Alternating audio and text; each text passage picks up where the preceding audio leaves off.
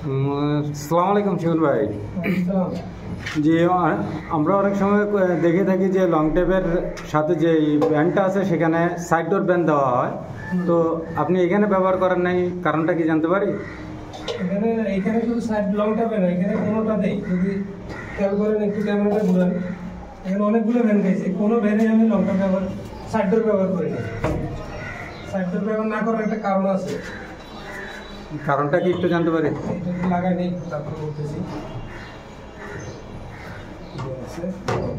এটা হচ্ছে আমি যেটা দাঁড়াইছি, এটা হচ্ছে কিচেন রোড বরাবর। এটা হচ্ছে কিচেন রোডের মিডল। এটা হচ্ছে ডাইরেক্ট চুলের উপরে। এই লঙ্কাটা যেটা লাগাইছি, এটা দেখি, এটা যদি দেখেন আমি দেখি শেলের উপরে। যে ভাই, এই জিনিসটা আপনাকে বোঝানোর জন্য একটা জানাচ্ছি, দেখেন ভাইয়া, যে এটা হচ্ছে পুরোটা হচ্ছে যে একটা কিচেন রুম। হ্যাঁ, তারপর ভাই এটা হচ্ছে পুরোটা হচ্ছে শেলের উপরে।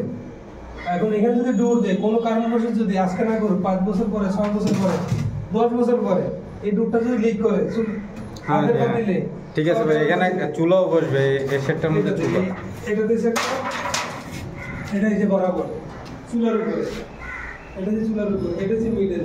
কোনো সময় যদি একটা জাম হয়, এটা কত হয়?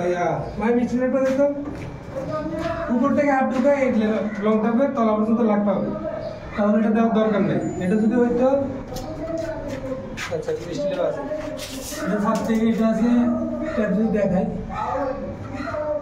এটা হচ্ছে 11 আর ওদিকে আছে 6, 11, 6, 17। আমার হাত কত 20 ইঞ্চির উপরে আছে।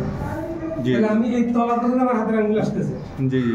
তাহলে আমার এখানে সাইড ডোর লাগানোর দরকার নেই। জি জি। সাইড ডোর লাগাতেন যদি ফলসাদের ভিতরে বা কোনো ওপেন একটা জায়গা হইতো, কিচেন রুম না হইতো। যেমন আমার এখন 2 তলা এটা কিচেন, 3 তলা টয়লেট, 4 তলা আবার এই বরাবর কিচেন, 5 তলা 6 তলা যায় আবার টয়লেট।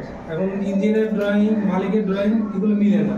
এই কারণে আমরা এখানেও কোথাও ডোর লাগাই না, কারণ এগুলো যদি অনুষ্ঠান খুলি ভিতর প্রচুর কোনো গন্ধ হয়, এই গন্ধের মধ্যে সহ্য করতে পারবে না।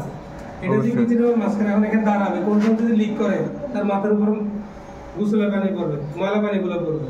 এগুলো কি করা যায়? এখন আপনাদের কাজ করেন অনেকদিন যাবো, মোটামুটি কম তো হয় না, অনেক বছর ধরে কাজ করেন। এখন যে আমি লাগাই নাই, এটা কোনো এই যুক্তিটা ঠিক আছে কি যেটার কারণে আমি লাগাই না? সেটা অবশ্যই, কেননা এখানে পাক করবে, পাক করার মধ্যে যদি এক ফোঁটা যদি কোনো কিছু পড়ে বা যে ময়লা জিনিস পড়লে জিনিসটা নষ্ট হয়ে গেল।